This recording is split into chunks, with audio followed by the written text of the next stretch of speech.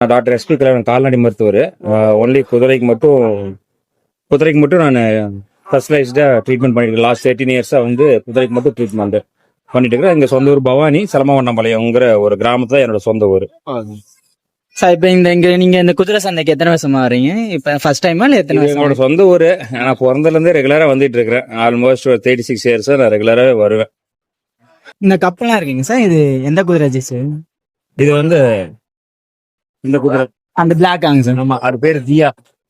தியா தியா அது இப்போ வந்து 2 மாசத்துக்கு குட்டி. ஓகேங்க sir.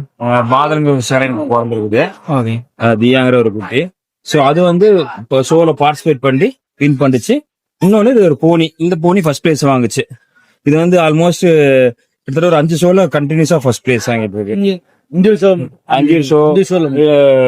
IHO show, Vijayamangalam show எல்லாத்துக்குமே வந்து ஃபர்ஸ்ட் பிளேஸ் வாங்கிட்டு இருக்கு. அது நம்ம